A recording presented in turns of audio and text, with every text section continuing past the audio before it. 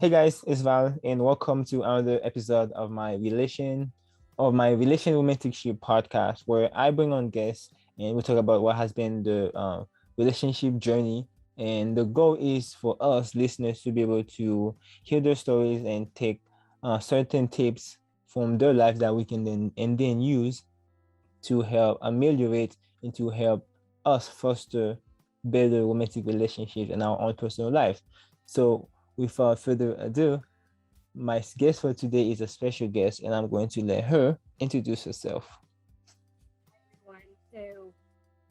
You guys can call me Carms. Like a little bit about me. I'm older. I'm in my 40s. I'm Central American by birth, but I grew up in California. I have a background in juvenile justice. I worked in juvenile justice for like 20 years.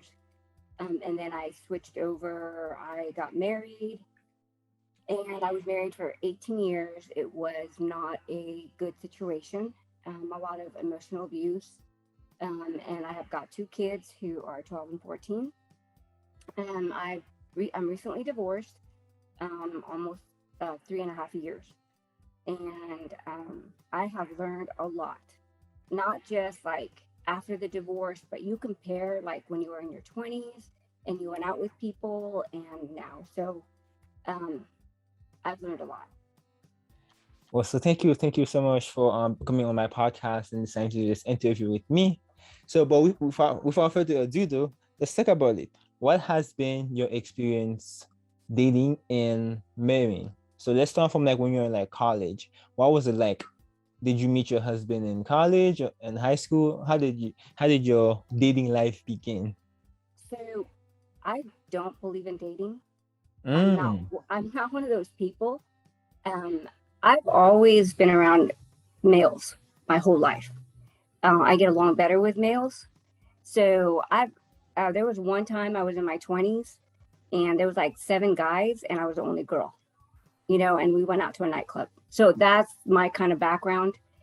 Typically what happens is my friends and they would start to like me and I would start to like them. I did have relationships in my 20s. I did have what you would call a fling back in that day. But I just, I was doing my own thing. I was going to college. I had my jobs. I had friends. Um, I do have I'm a Christian. I've fallen away a couple of times and I haven't walked the right path. That's where I've learned. I've learned by like messing up and falling down and getting back up. And so, um, it's just like I've never had any problems like getting into having connections with males. The difference back then is like you knew where you were at. So like if it was a fling, it was a fling. If it was a relationship, it was a relationship. So now people don't want to even talk about it. They just want to hang out and get with you, and you don't even know if there's like five other females that they're talking to because they won't tell you. And that's sort of weird. And then the age thing too. I've Mm, learned that okay. yes. Okay, so you said that in your 20s you were you had relationships, but like they were just things and nothing serious. So during this time, what pushed you to just have flings? Why weren't you seeking like an actual Oh, relationship? no, they just happened. So like I was 20 and my neighbor was 30. And I was hanging Did you say out. your neighbor? Wait, so you were over here dating your neighbor? uh I guess. He was building a car and he wanted to show me some stuff with a car. It was a Bel Air. And at that time, I was like, I've always been open minded. And so I actually was looking into taking auto mechanic classes just because I wanted to learn how to a car worked and how to fix cars and stuff like that. I'm not your typical female. And so he was building this car from scratch. So he would show me the parts and how he put them in, and it was like how he got the chrome and all that. Just he gutted the whole thing. Um, and then we just hung out. I met his like siblings and family and stuff. But obviously I was 20 and he was older. and one thing led to another. And so that ended up having a fling. He did cheat with, because I'm very straight up. It's like, if you want to have anything to do with me, it's just me, because I don't do that. I don't need to do that. Why? There's thousands of people in the world. You can go meet somebody else. So, so I found out that he had cheated with his girlfriend of like 10 years. But see, I was 20. What did I care? So I was like, okay, so you know what? That's cool. So I just, as I say, I bounced. And he did want to start something again, but I'm like, sorry, too late. Wow. So what happened after him? So after him, I ended up getting into a relationship with a Filipino guy. And so we were in a relationship for almost a year. Okay. However, I knew what he wanted, and he wanted to get married. I was not willing to make that kind of commitment at that time. Why not? Well, I didn't know he would want more. See, that's the thing that we never know. When we enter these relationships, you don't know what the other person or the intensity of their emotions towards you, you know? So the question is, why did you let yourself get into a relationship? What was your end goal? Like when you were dating back then? Like what were you trying to achieve? Back then, it's just like somebody to hang out with, spend time with. I was going to college. I was working on my bachelor's degree. So it's like, okay, cool. This guy's nice and I like his family. We get along. But as you get to know people, you're like, do I see myself with this person, when I'm in my 60s? Is this the person that I want to spend for a long haul? And I did not date. Remember, I just had guy friends. And it's like, it wasn't intense for me, but it was intense for him. So, but I just couldn't do that to him. I could have dated him or gone out with him or been with him for a lot longer. It was not fair. I was not going to do that to him. So I cut it, and we tried to be friends, but he was heartbroken. That's another thing. Okay, question. I have a question though. Do you think that guys and girls can just stay platonic friends for long without ever developing romantic feelings for each other? Okay, so if you start off as platonic friends and you never cross the lines, yes, because I have one good friend. The other one, we've known each other since we're in our 20s. So there's a bunch, I have close friends. One of them, we're cool, totally platonic. We've shared life together for years, The other one has been divorced twice. Okay, we've known each other. He knows me. So he actually said, he told me that God had told him that I was supposed to be his wife. Okay, I've actually had that happen a couple of times, but it's because he knows me and he knows that I'm not going to hurt him. But so I have a question. Yes. Why did you not do it? So why did nothing happen between you and him? Because he obviously likes you. When we first met, it was a little bit of a spark. But at that time, he was seeing somebody, and I was a free bird. I was doing my own thing. Wow. So question, did you have what we call a hoe phase or no? So during your college years, did you have what we call a hoe phase? Oh, no. Okay. So, because I do have a church background, okay. And see, I'm transparent. Life is life. I don't care who judges me. Okay. If God can forgive me, then that's it. But my plan all through high school was to wait until I got married, because I didn't need that, but stuff happens.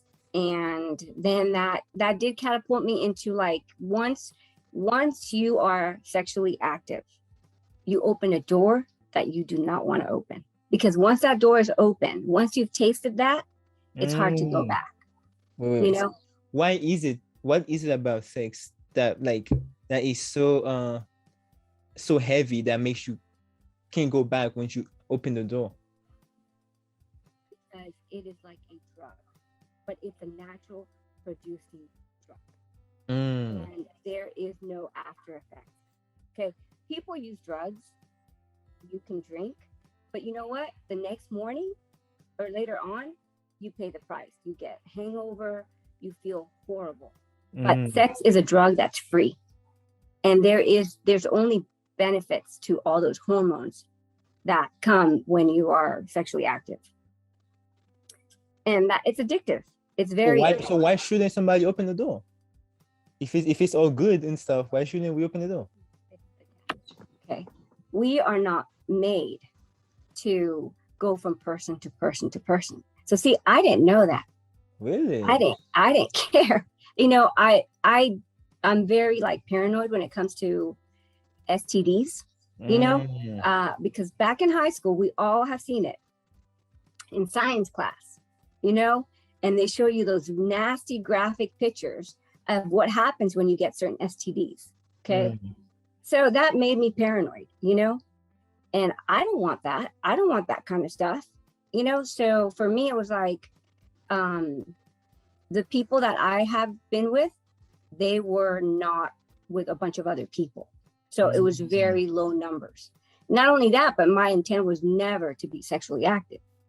You know, it sort of just happened, you know. Yeah. But this is the problem. So later in life, after my divorce, we make these decisions.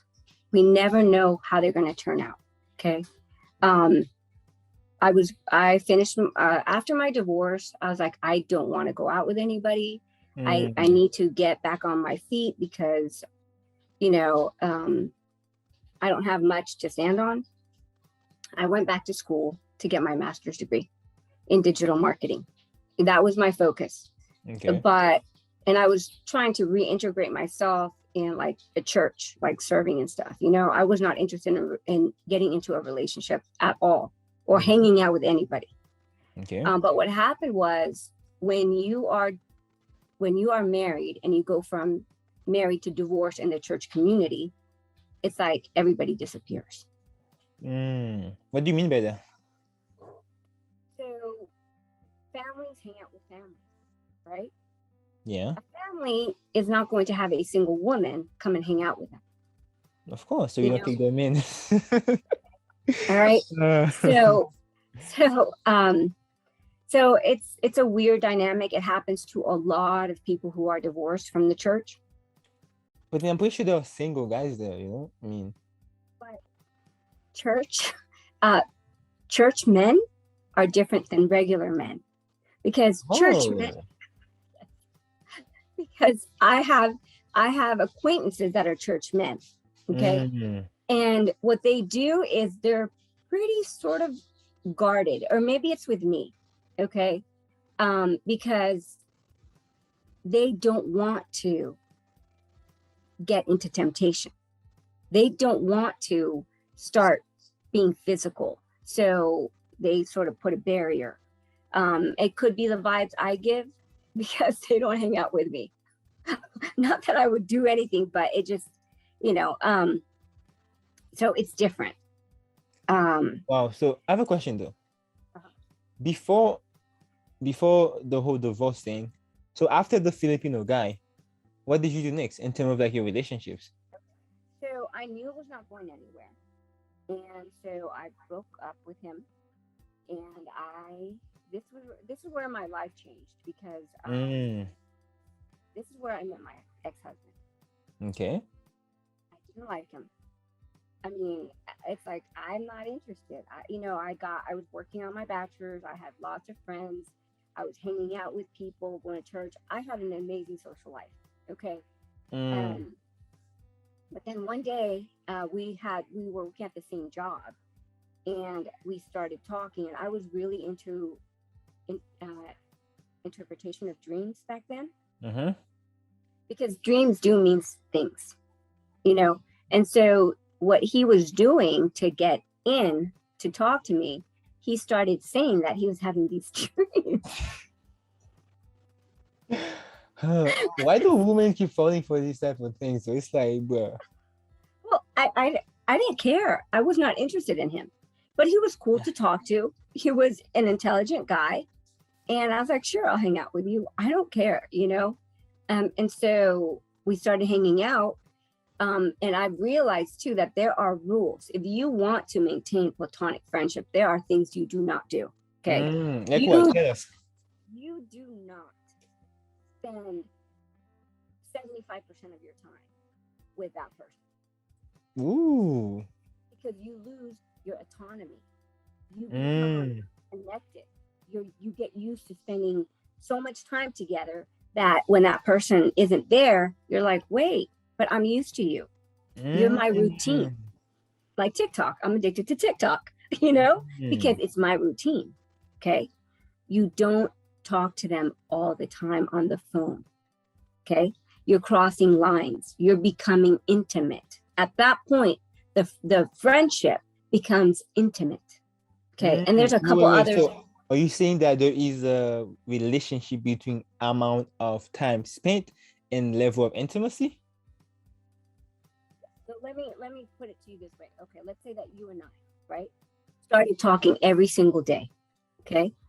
And let's say that we lived in the same city. Okay. And we started hanging out just as friends. Okay. You are going to get used to me and I'm going to get used to you. Okay. And if there's any level of attraction, then you're going to have a connection. You know, plain and simple. And, you know, and I don't believe that you can have platonic friendships after you have been more than friends, you know. And I do believe now, I didn't believe it, I was very ignorant, that when a man and a woman are friends, there's no interest. There's always some type of interest. Of course. Well, I didn't know that. I was like, and I'm pretty naive sometimes, but it's like, so I'm very cautious now with the guys I do have in my life, because I understand that the potential of them liking me is there. So okay, so what did you do after you decided that you couldn't just go with life without him? How did you guys actually go into it? Okay. Did you believe his dreams? So we started hanging out, and he was actually a really cool, intelligent. I like knowledge. I'm all about learning. I like science, history, psychology, you name it. I like all that stuff. And so, you know, he became a consistent in my life, you know, and so that's what happened. It was not that I fell head over heels over him, but he integrated himself into my life so much that he became a part of it. Is that like what we call convenience? Probably. So he was convenient to you? So I do believe what happened is I had a lot going for me. Okay. He didn't have as much as I did. So I've always been blessed. You know, back in that day, I made a lot of money, even if I was in my 20s. And so I mentioned that, you know, I'm so blessed. It would be cool, you know, if my blessings came on you.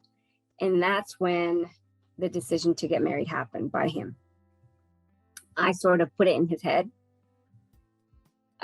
And so he proposed, and 2 weeks, 3 weeks later, I tried to call it off. That's where you trust your gut, because I didn't want to be married. So you didn't want to be married to him, or you just didn't want to be married, period? I didn't even, I don't think I wanted to be married to begin with. I was looking into being a missionary in Guatemala at an orphanage at the time. So I've always been pretty autonomous. But I'm cool with, I mean, now that I've been married, I want that again, you know, because there's nothing more wonderful than not having to worry about who you're going to meet next, you know, because they're with you and you're with them. And there's a security about that. After 2 weeks, you tried to cut it off and it didn't happen. What happened? And it was miserable. It was miserable. Because there are some people in this world, doesn't matter if you're a man or a woman, once they get you, it's like they change. And that's what happened with him. Once he got me, once he had that piece of paper, he changed, you know? And okay, so what did he change to? He changed to a very selfish man. It was all about what he wanted. And I'm not a weak person. So what he did in order to keep me, he broke me. He emotionally broke me. You know, when I was 29, I was going to go to law school up in Oregon, Lewis and Clark. And he's like, no, you know, we don't have that kind of money, blah, blah, blah. Because, and now in retrospect, the reason why it didn't work out is because once I became that, he was afraid I was going to leave him. See, I didn't understand that, you know, and I didn't have any friends. You know, I hung out with him. He didn't like my family, so I was isolated from my family. Well, I have a question though, like, yes, all these things, like, how did you not see any of that, like, any of it at all? Like, there was no flags, no nothing, like, before? The only thing that I saw was he didn't have a lot of friends. He was somewhat sarcastic. But, you know, it's like people are people, you know? He did not show how selfish he was. You know, I didn't see it because he wasn't showing it. So did he love your family before? Oh, no. My parents hated his guts. And, you know, because there was just a wall there. So you said that you were married for like 18 years. So at which point did he actually change though? Like which year? Like year 1, 2, 3, 4, 5, you know? So remember, this was a guy that would spend countless hours with me all the time. In Spanish, gum is called chicle. Chicle, that's what my mom called him. She's like, he never leaves you alone. He does not let you breathe. And I was like glue. Exactly. Okay. Once we got married, I was by myself all the time. He would go do astronomy. He would work at night. He did his hobbies. He played video games, and I was just there. So basically, he stopped loving you like he used to love you before he got you. Well, I don't even, maybe it was love. I don't know. Love is an elusive concept. Okay, well, let's talk about it. What is love? So, to you, what is it? It's like a roller coaster. It can be the most exhilarating, exciting, beautiful thing ever. It could be the most gut-wrenching, horrible, painful. But that sounds more like infatuation, though. Is that really love? But you see, love has its highs and has its lows, because you can love someone and it could be beautiful. But when you give your heart to somebody else, you're handing them your heart. Nobody's perfect. They're going to hurt you, you know? And they say that the people that are closest to you are the ones that hurt you the most, you know? And even if you have a wonderful relationship, we're not going to be here forever. Someone's going to go first. And that right there is painful. You know, there's people that are married 50 years and they've had the best relationships. When that person goes out of your life, it's going to hurt like heck. So see, that's what love is. You know, it's beautiful, but it also is painful. So he changed, but you haven't told me like in which year did he change? Okay. So it was basically like 3 months after. It didn't take long. So you guys got married, and then like he just turned. And we were together 2 years before we got married. Okay, so you guys dated for 2 years, and during those 2 years, he was a good man, and then you guys married, and then 6 months later, he changed. 3 months later. 3 months later, he changed. And then things just got worse. I put him through school, and he did not. He was all about school. He didn't help around the house. I paid for everything. I was not happy. I was stuck at a job that I didn't want to be stuck at. And so right there, that was like, I don't like this. You know, there's no balance. Wait, who proposed the idea of marriage? We were both sort of talking about it, but I guess I'm guilty because you see, it's like I said, if I step into your life, you're going to be blessed. That's just the way it is, you know? Why did you take it upon yourself to? Well, because I cared about him. I cared about him, and he was struggling. I was doing great. So you basically wanted a project. No. I you know how sometimes you say things out of stupidity? Yeah. Okay.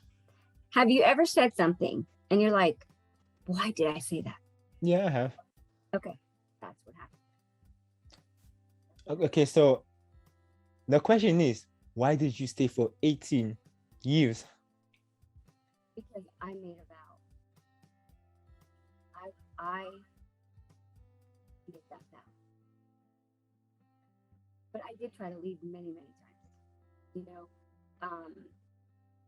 like I said, when I was about, I left a couple of times, and one of the multiple counselors that I went to see, I went to like 10 counselors. They all told me to leave. He's not going to change, you know? And so I had a hard time listening to what they were telling me. This man is not going to change. He is not going to stop being selfish. He is not going to do what he should as a man, as a husband. You need to go. So let's talk about that. What do you expect from a man? Well, I don't expect perfection. You know, I actually was in a situationship, and it was actually everything that I could want, except that what happens is, as you get older, you meet people that are destructive. Okay. We all have our issues, but we have to make a choice whether we want to allow those issues to make us bitter and angry and take us into a destructive phase where we hurt other people, or we learn from it, we heal, and we move on. Okay. So this is where my world changed as well, because I started learning about narcissism, toxic personality traits, red flags, you name it. And I understand that there's pedophiles, there's child molesters, there's murderers. I understand those, but I never understood that a person could get into a relationship and their aim is to destroy another person by using love to make themselves feel better. And so I've studied narcissism, and this is a warning to. He was doing? It's like you find a little animal who's hurt, right? Let's say you find a little cat, and the little cat is hurt, and you want to help it. Okay, and that's how she came across to him, and she allowed him to help her. And as he was trying to help her, she was digging her nails into his heart and ripping it to shreds. And each time, it's a sick psychology. It's a sick psychology. So this is my warning to everybody. Do not ever let yourself be abused. That is not love, okay? Love does not abuse. Love does not destroy, okay? Love does not hurt another person, okay? So what does it do? Love is patient. Love is kind. Love is what? Forthbearing. Love endures. Love is not selfish. These people are extremely selfish. And so when I came along, covert narcissists are the worst, because what Why they is will. why is covert narcissist? So there are narcissism is in a spectrum, okay? But covert narcissists are people who they will look at you and they will come into your life and they will become your friend. They will become whatever you want. Okay. So let me ask you, what is the one thing that you have never gotten in a relationship that you most desire? I think it's probably appreciation and respect. So let's say that you've never had appreciation or respect, right? And you meet me. And I'm a covert narcissist. Okay. Mm-hmm. And what we do is we feel so horrible about ourselves that we need you to make us feel special. We need you to make me feel that I'm worth something. So I start talking to you, right?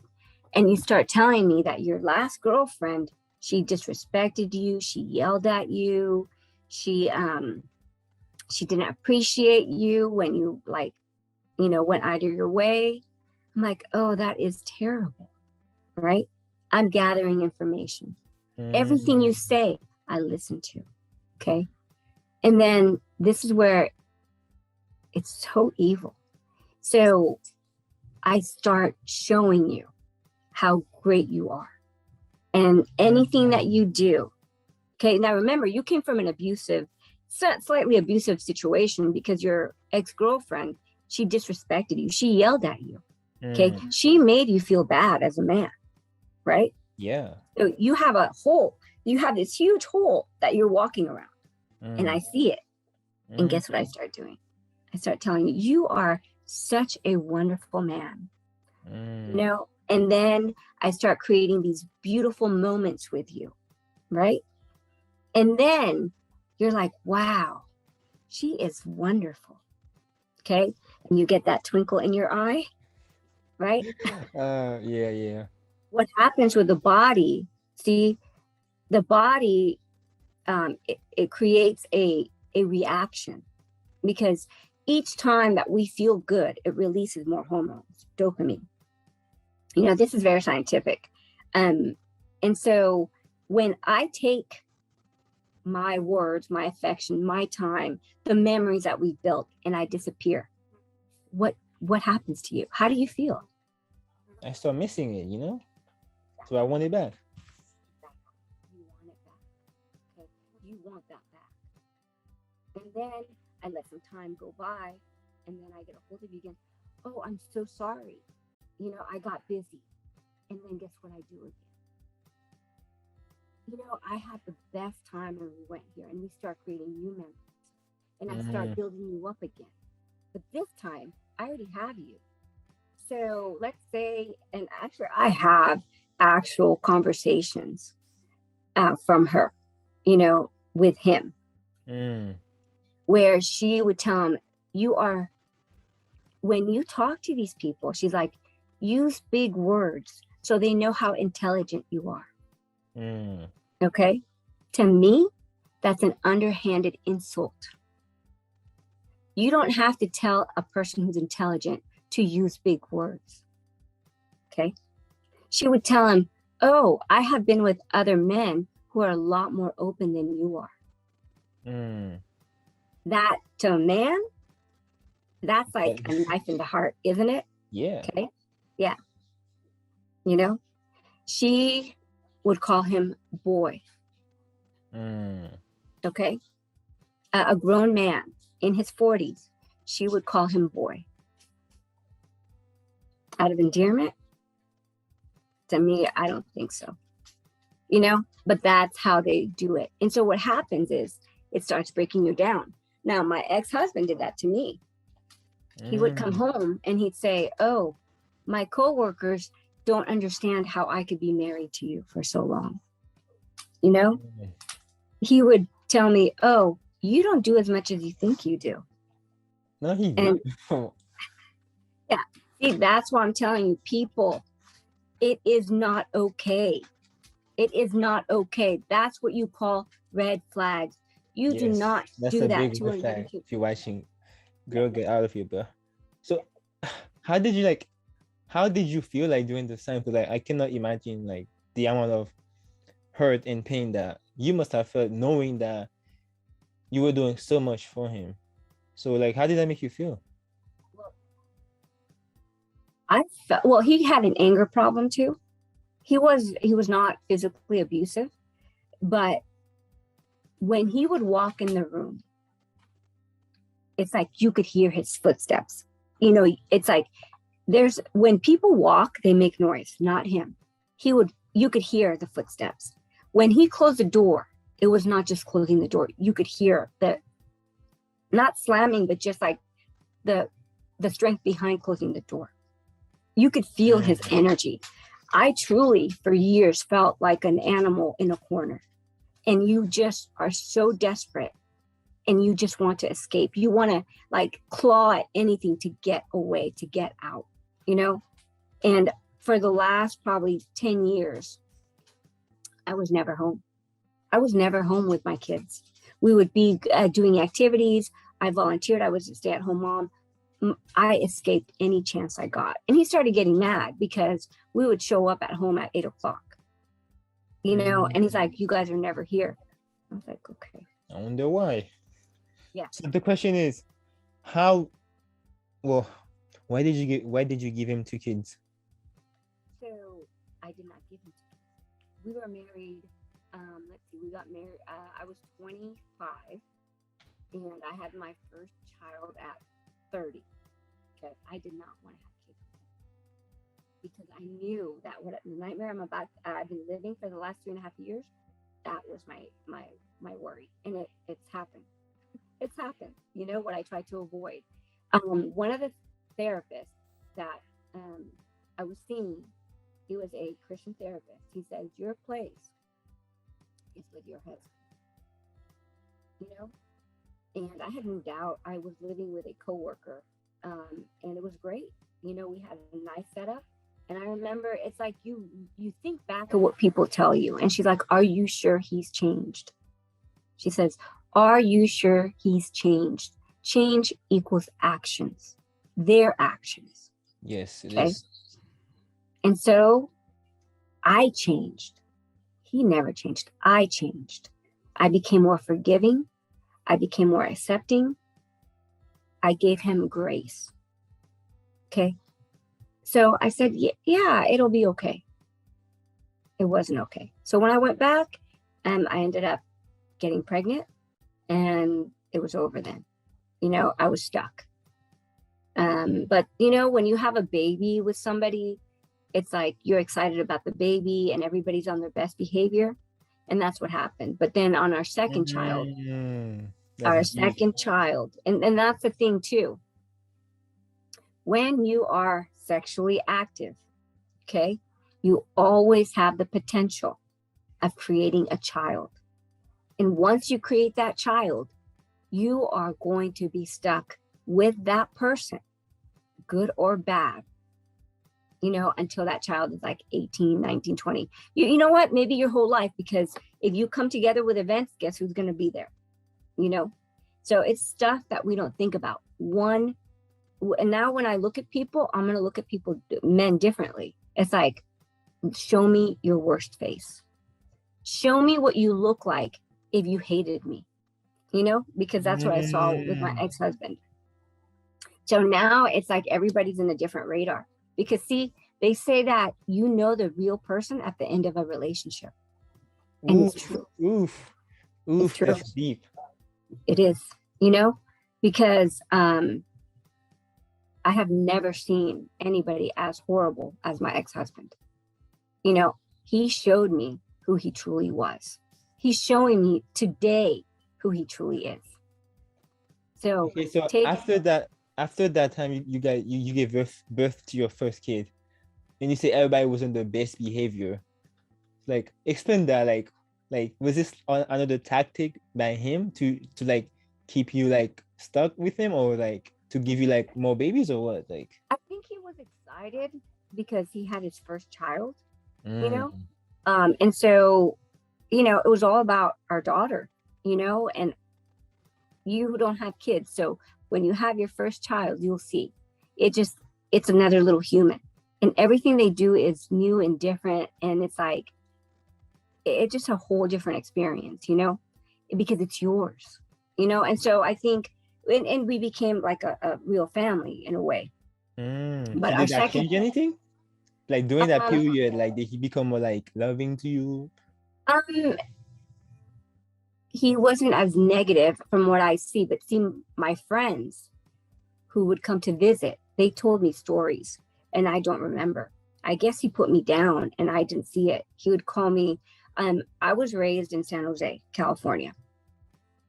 We have a lot of gangs in San Jose. And it's a mixed bag. So I don't know if you've heard this term, but ghetto. Yeah, I know. Okay. It's All a right. word. Uh, it's a popular word in the Black community. So yeah. So I guess he would call me ghetto. And my girlfriend who stayed with me remembers that. She's told me, yeah, the things he used to tell you, I don't remember. I had another girlfriend who I guess I had a birthday party at her home here in Texas. And I asked him to like move or something, and he had a huge fit. And he was like, why are you forcing me to move? This is at our kid's birthday party. And this girlfriend of mine said, yeah. And she's like, I was thinking, what an a-hole. I was like, I don't remember. But see, that's the thing. Listen to what other people see. Wait. Are you telling me that I should care about what other people think of my relationship? They have insight you don't have. If you're in an Wow. abusive relationship, okay, understand that you are being mentally manipulated. Okay? You are being mentally manipulated by a person that you trust and that you care about. So how do you differentiate between people that want the good for you or people that are just trying to tear down your relationship? And ask yourself, what is their motivation? Everybody has a motivation. What is their motivation? Okay? Is the motivation for my benefit or for their benefit? Okay? There's people like that friend I told you about who said he heard from God that I was supposed to be his wife. Okay? In my last relationship, he did not like the guy at all. Why? Why would he? Exactly, because he was the blocking from me allowing him to enter my life. So it just, you have to be careful, but also trust your gut. Okay, trust your gut. I had another guy who said, I've been praying for a wife just like you. Okay, and I was like, okay, you don't know me, and if it doesn't feel right, it's because it's not right. Our bodies will tell us stuff. Okay, our bodies tell us stuff. And see, I feel people. I have vibes, and I know when people don't like me, it's because and I didn't understand that people were actually jealous. I didn't understand that concept. I'm understanding that now. People are jealous, and you have to be careful of that in relationships, because. So now that you have ended an 18-year of marriage, how do you feel? Still trying to figure out the path that I'm on. I'm building from scratch. So I'm making new friendships. Because I was in a relationship after my divorce. So yeah, tell us about that. How and even why did that start when you were supposed to be trying to get back on your feet?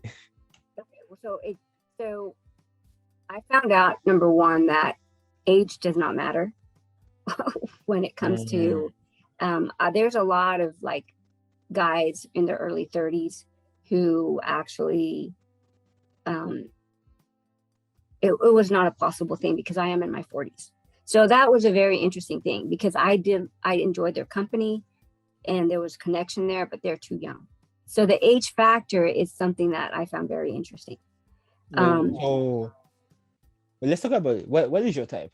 Like, what's your type of men that you find attractive? From age, race, status wise, height, money, etc. My huge thing, and see, we go through relationships and we see the things that we want to carry on to the future. I'm not looking for short term.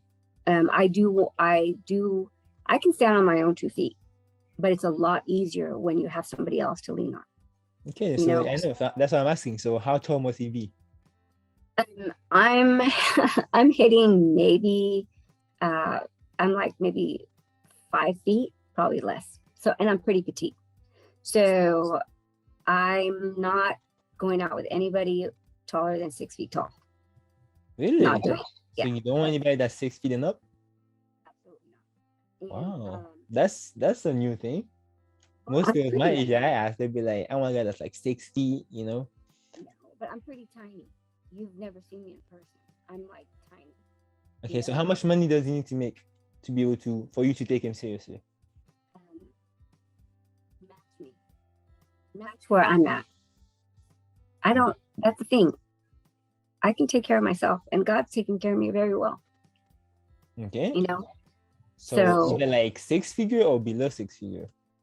It doesn't matter. But money is not going to buy you peace, joy, and love.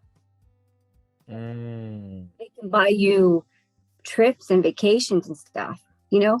But if you are with the wrong person, who cares? So you would date.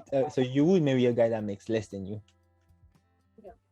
I want somebody to match me because I've been there, done that. Okay, my ex-husband, he did not match me, you know, and so now he got to his place, and he knew I was down in the dumps, and I put all that energy, time, and effort into him. I'm not willing to do that anymore. So we're not young here. Okay, I'm in my 40s. Match me because I'm not about doing another ex-husband.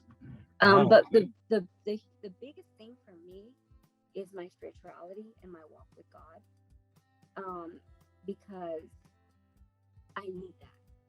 So okay, then do you a guy that's religious or non-religious, a Christian or non-Christian?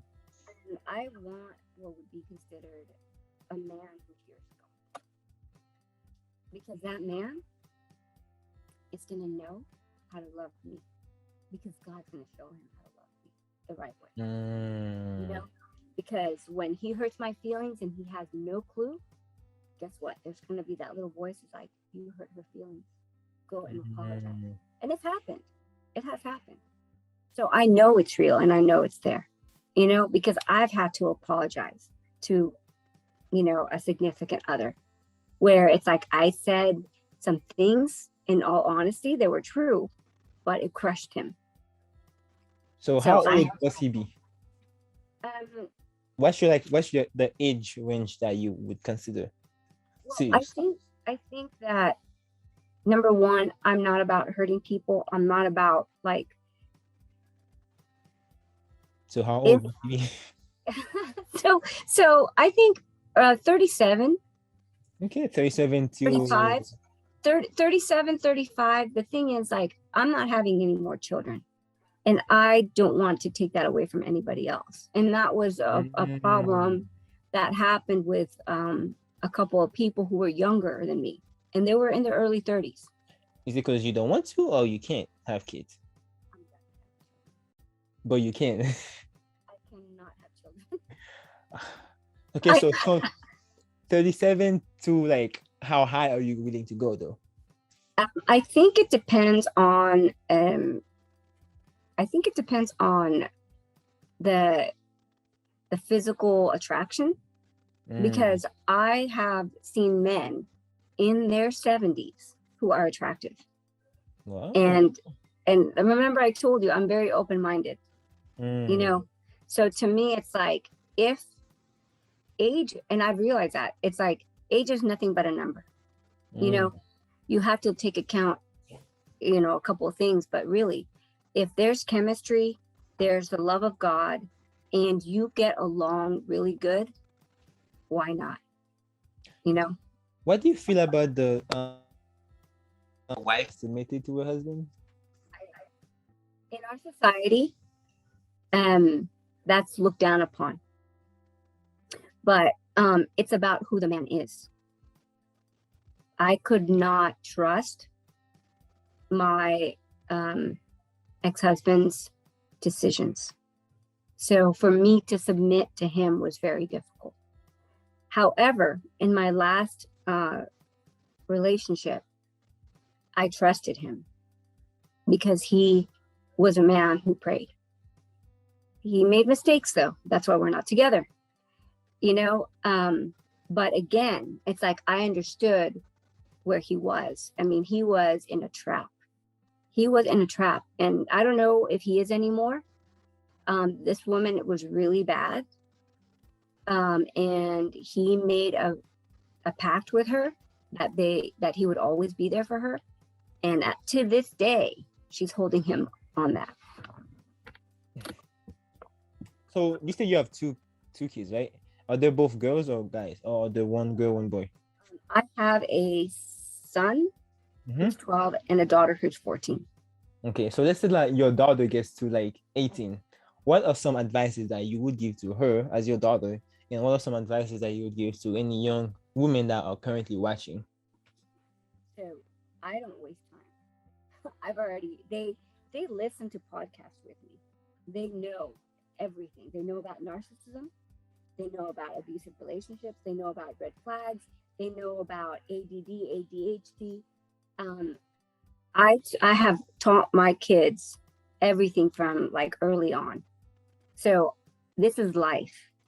Either I teach them now or they're not going to learn it, you know?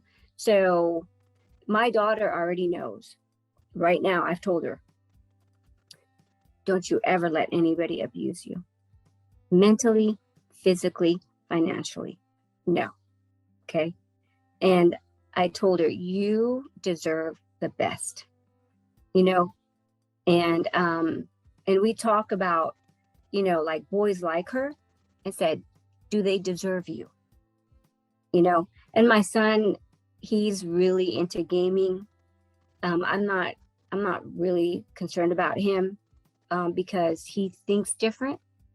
So he's not going to allow himself to be taken advantage of. You know, my daughter is the one that would be more susceptible to that. So what are some advices that you can give like women my age, you know, like in their 20s, in college, in high school, they're thinking about dating and relationship? Like what are some do's and don't that you would tell them like right now? So number one, always do what I would call self-evaluations. Where are you at with yourself? See, I had a problem with codependency. I didn't know that. Okay. I hated to be alone. I hated to be alone. Okay. I'm fine being alone now. I'm okay. But what happened is I had to break that because I was not whole. If you can't be alone by yourself, there's a problem, you know, because really we should be able to be with our own company, you know? So who are you? You know, who are you? You have to ask yourself that. Number two, you can love somebody, but love does not mean abuse. And I have a phrase that I like to say, to thy own self be true. Okay. If you were a third party and somebody came to talk to you about your situation, what advice would you give them? Because sometimes we allow people to do things to us that we would be not okay with for happening to our friend. So that's where the third part, it's like you detach and you pretend that what's happening to you is happening to somebody else. And you give yourself advice like the third person, you know? I betrayed myself many times, you know, what I allowed myself to go through. But I learned, and I'll never betray myself again. But see, I was not whole. You know, I came from an abusive marriage and got into a bad situation.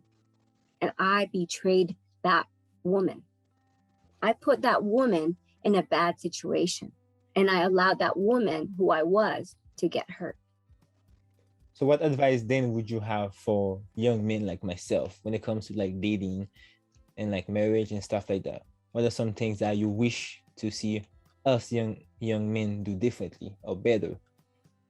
Number one, what do you want? What are you looking for? Because if you don't know what you're looking for, you're going to be just like lost. You know, if you want a friend, then be a friend. You know, and we see this all the time, but really, truly know, what are you looking for? You know, number two, men, guard your heart. See, the thing is, like, we women, we have like this other sense sometimes, but men don't have that sense. It's the development, you know, of between male and females, you know, but the thing is, don't be naive. Guard your heart. Don't trust a woman who is giving you lots of affection and love and everything. Trust, you don't give trust. Trust is earned. Actions speak louder than words. Okay? Because that's what happens. I mean, women are smooth talkers. So are men. But I think we're better at it, you know, because it takes one woman to bring down a man. Men can't bring down women as that. So, okay, in your opinions, when it comes to sex, though, is that something that you would encourage before marriage or after marriage? This is the question. How badly do you want to get hurt? How badly do you want to crush your heart? Whoa. Hold up. Are you saying that there's a relation between sex before marriage and how much and does sex have an effect on your heart if you have it either before or after marriage? So this is what I learned, okay? Because before I had a different idea about that, but someone, as they say, is always going to catch feelings, but you don't know when it's going to happen. You don't know with who it's going to happen. And you don't know if it's going to be you or the other person. Okay. Now in marriage, you're sort of like stuck together, you know? So it's harder to break that, you know, you get attached, you know, even one night stands, you carry that with you. You can't forget who you shared your body with. You can't. It's always going to be there. Yeah. I mean, I would love to, you know, but I can't. They're there, you know? And if you were to, let's say you meet somebody and before you have, you know, sexual relations with them, okay, let me see your book of all the people you've been with. Do you want to really share that with them? Okay. If we started writing down all the people that we had sex with, you know, and that was like a thing that we did before, you know, people did that. Okay. How would you feel about that? How many people do you want? You know, people could be like, oh yeah, numbers don't matter. That's crap. Okay. We might not say it, but we think it. We think it, you know, everybody's like, yeah, new generation, blah, blah, blah. You can sleep with whoever you want. You know what? Because I've heard it and I've seen it, and we all do it. We all sometimes judge, you know. If I came in here and I told you, yeah, and then, you know, I've slept with 100 people, you would see me differently if I said I only slept with 2 people. Yeah. Okay. Because you would be like, wow, I wonder what STD she has. Is she HIV positive? And blah, blah, blah. What about on the emotional level though? Like, is there any like emotional like consequences of like sleeping around and stuff? So Just having fun? Yeah. So, well, yeah, you know, sex is fun. Sex is great. You know, the problem is, again, you don't know when you're going to catch feelings. Because this is what happens, okay? One night stand, okay, leads to another night, leads to another night, leads to a fling, okay? And you get attached, you know? And then next thing you know, time has passed, right? But what happens is that other person decides it doesn't work for them anymore. Guess what? Your sexual partner is gone. And you can't get them back, you know? And for me, I'm very possessive, you know, when it comes to intimacy and physical contact, okay? It's like, I'm sharing my body with you, you're sharing my body, you're sharing your body with me. Don't take your body away. I won't take mine away. But it goes both ways.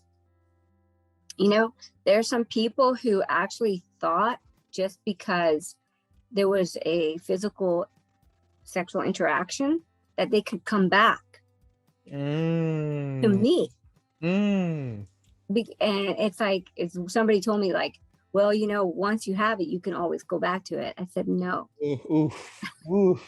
This was somebody younger. So a lot younger.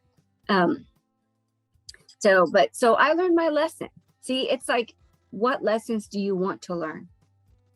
There's always lessons to be learned. So now, for me, I'm not touching anybody until I know that they're committed and that it's for the long haul. Because I'm not doing that again. You know, this last person that I was in a relationship with, we're not together anymore. You know, and so it hurt. It hurt a lot. Why do I want to? Okay, so question. If you could go back to your 20-year-old self, what would you tell it? If I could go back to my 20-year-old self, I would tell myself, any guy you talk to, okay, guard your heart. Let them show you who they are. Like 100%. Watch them like a hawk. Write down all the little crap, you know, because there's people who will match you, you know, people who will meet you at your level, you know, and that's the one thing that I was actually reflecting on. You do attract what you put out, because if you are not doing good by yourself, if you've got issues, guess what kind of people you're going to allow? You're going to allow other people with issues, okay? Right now, anybody with issues comes to me, guess what I'm going to do? There's the door. I'm not dealing with this. That's the difference. And they say you attract alike. It's not about that. It's about you're not going to deal with certain things. I'm not going to deal with situationships. I'm not going to deal with somebody who has an ex-girlfriend hanging around. I'm not going to deal with somebody who is on dating apps or is like hanging out with all these other females. I'm not going to deal with that. So these men, they're not going to even enter my door. That's the difference. But back after my divorce, I would entertain anybody. Be like, oh yeah, you know, not anymore. So you attract what you are, you know, and it comes to friendships too. Wow. So if you've got stuff that you need to work on, go and heal yourself. Because when you're healed, you're not going to allow people with similar issues to you to come into your life. Okay. Wow. Thank you so much for coming into my podcast. I got some very amazing insights from you. And so if anybody that is listening to the podcast, they would like to get in touch with you, or they would like to, you know, be involved in any movement or any organization that you are involved with, how can they go about doing so? So I think right now, the best one would probably be my Instagram. Okay. And I could put some links. Don't worry, guys. I will be putting all her contact links, like always, in the description of the episodes. You can just go and click on it. So you said that you had a book. You mentioned about a book before. So what So about that? yeah, so after my divorce, it was really tumultuous, and I did learn a lot about toxic relationships, red flags, and just things to keep you safe. So I wrote a book called Aftermath of Divorce, and I'm going to be getting a hold of Amazon to get it published. And I actually want to give kudos to the person that actually helped me create this book, and it's Luke, and he really impacted my life, and catapulted me to where I'm at today. You know, he gave me really good advice, so thank you. So yeah, and don't worry, guys. So when the book comes out, I'll make sure to let you guys know, and I'll go back and then put the link of the book in the description below. So if you guys want to go ahead and check it out and buy from her. So yeah, thank you so much for coming, Vanessa. Okay, good luck to everybody, and stay safe. Guard your heart. All right, guys. So yeah, thank you guys so much for watching, and don't forget to make sure you like the video, subscribe, and leave a review for the podcast. And of course, if you would like to support the show, the Cash App will be somewhere on the screen or in the description below. So make sure you guys go out there. So thank you so much again for coming, Miss Vanessa, and thank you guys for watching. And I'll see you guys in the next episode. Peace out.